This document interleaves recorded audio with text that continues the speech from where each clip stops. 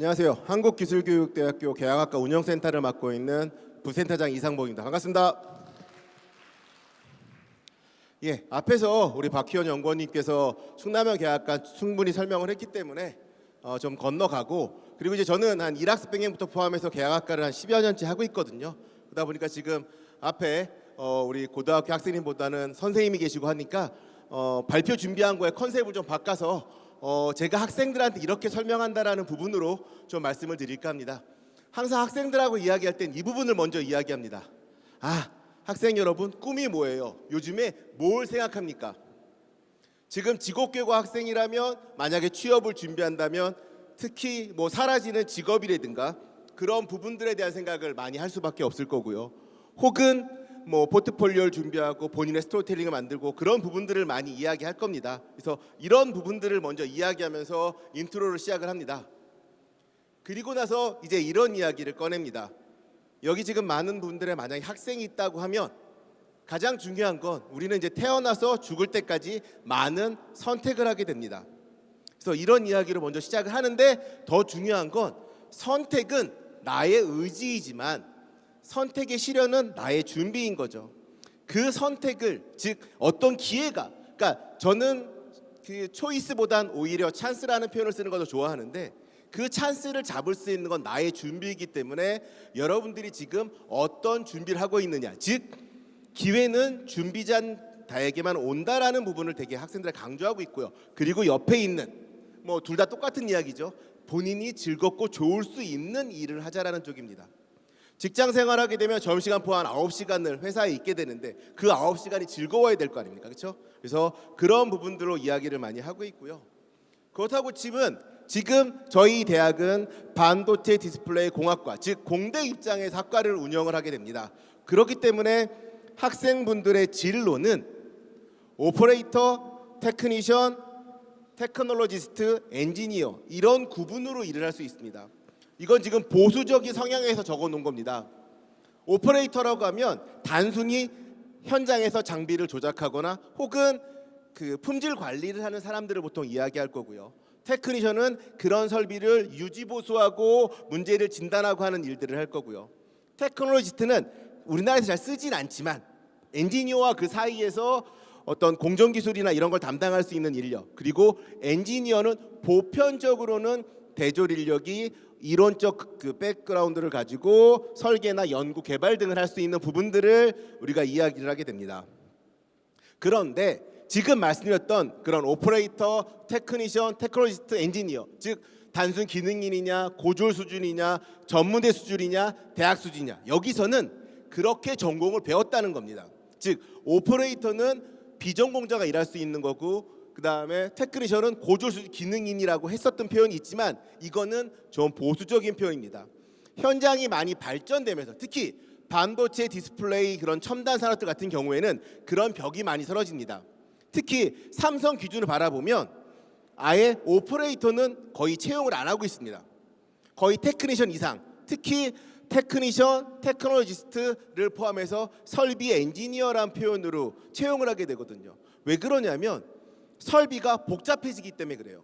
단순하게 기계 조작을 하기 위한 게 아니라 내가 유지 보수를 해야 되고 내가 어떤 활동을 하려면 내가 그만큼 알아야 된다는 거죠. 단순 육체 노동이 아니기 때문에. 왜 이야기를 고등학교 학생분들이 기사님 열심히 하냐 하면 제가 왜 현장에 가서 일을 해야 돼요? 저 현장이 싫어요라는 얘기들을 많이 합니다. 그런데 그게 현실인 거예요.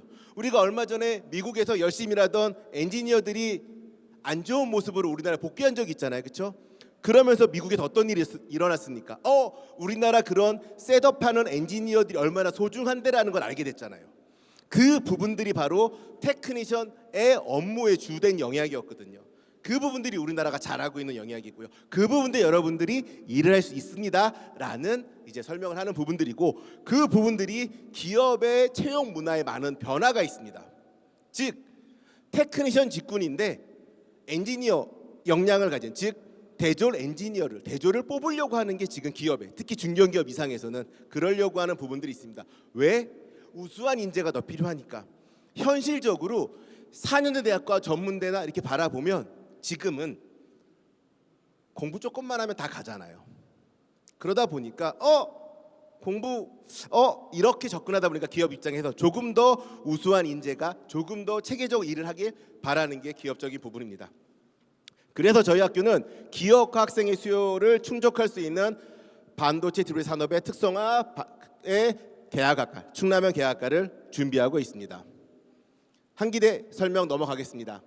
저희 조직도 넘어가겠습니다. 필요하시면 저희 부스에 오시면 설명드리도록 하겠습니다. 저희도 진행되는 게 있는데요. 이런 부분들은 요람 보시면 되는 거니까요. 넘어가고요. 자, 저희 학사과정의 교육과정입니다. 제가 개인적으로 산학협력과에서 20여 년의 경력을 가지고 있습니다. 삼성그룹하고도 재직자 교육을 해왔고요. 일학습도 10년째 하고 있고요. 그 모든 경험을 넣은 교육과정입니다.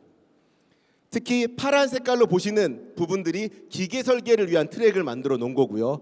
그리고 그 밑에 붉은색 계열이 PLC나 어떤 자동화 부분의 인재 양성이고, 그리고 보라 색깔은 이들이 테크니션으로 시작하더라도 시니어 테크니션, 즉 관리자로 성장하려면 이 정도 소양은 필요하겠다라는 부분의 교육 과정을 넣어놓은 겁니다. 자세한 설명을 드리자면 혁신 트랙이라고 해놨는데요.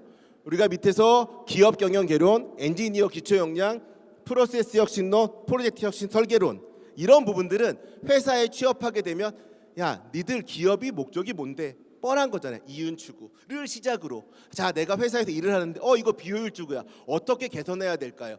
수율이 안 좋아. 수율을 어떻게 올려야 될까요? 하는 그런 고민들을 내가 내 의견을 피력하고 그거를 제도화할 수 있는 역량을 갖추기 위한 거, 이거 가지고 다 되진 않겠죠. 하지만 그렇게 성장할 수 있는 기반을 닦아주기 위한 교과목이라고 보시면 됩니다. 그리고 이제 설계 부분입니다. 지금 네 번째 기계 설계 및 공차 해석까지가 1학년 때 배우는 교과목입니다. 1학기 여름학기, 2학기 겨울학기. 왜? 2학년 때 기업에 나가면 일을 해야 되는 거잖아요. 월화수목금. 그 일을 할 수 있는 기본 환경을 만들어 줍니다. 그리고 기업에서 일하면서 또 새로운 부분들이 필요한 부분들을 응용기구 설계 1, 2에서 하면서 더 성장할 수 있는 기반을 만들어 주고요. 그리고 자동화 부분입니다. 한국기술교육대학교 전국적으로 최고 탑인 것 중에 하나가 재직자 훈련입니다. 그런 노하우를 전반을 담았습니다. 그래서 회사에서, 현장에서, 자동화 산업에서, 장치 산업에서 가장 많이 쓰이는 그런 요소들을 저희가 이 캠퍼스 위주로 있어서 이번에 본교에 전용 실습실을 구축을 합니다. 그래서 학생들이 직접 할 수 있고, 또 지금 보시면 디지털 트윈 기술이라고 했는데 무슨 얘기냐면 현실에 있는 걸 가상현실에 구현합니다. 학생들이 그 1학년 때야 전일제로 학교에 있지만 2, 3학년에는 기업과 학교를 왔다 갔다 하니까, 그래서 가상현실에서 실습을 할 수 있는 환경들을 만들어서 최대한 많은 부분들이 숙련될 수 있도록 지원을 하고자 합니다. 그리고 우리가 민간 자격을, 그래서 우선은 한국기술교육대학교에서 인증하는 민간 자격이 되겠지만, 한기대하고 한국직업능력개발원 연구원이 되겠지만, 또는 도하고 또는 장비 매입 같이 할 수 있는 민간 자격까지 만들어서 지역의 기업들이 신뢰받는 민간 자격도 추진하고 있습니다. 그래서 이런 기업들이 그래서 디바이스부터 TSE까지가 수시에 진행됐고, 못 뽑으면 정시가 진행해 올 거고, 세스텍 정도가 추가로 지금 정시에 참여하고 2개 정도 기업이 더 지금 등록을 하고 있는 상황입니다. 석사 과정은 건너가도록 하겠습니다. 그래서 보시고 궁금하신 점은 저희가 부스에서 설명을 드리도록 하겠습니다. 자, 이렇게 발표를 아마 8분, 9분 정도 쓴 것 같은데 마치고요. 궁금하신 점은 저희 1번 부스 한기대니까요. 와서 물어보시면 성심에 답변해 드리겠습니다. 감사합니다.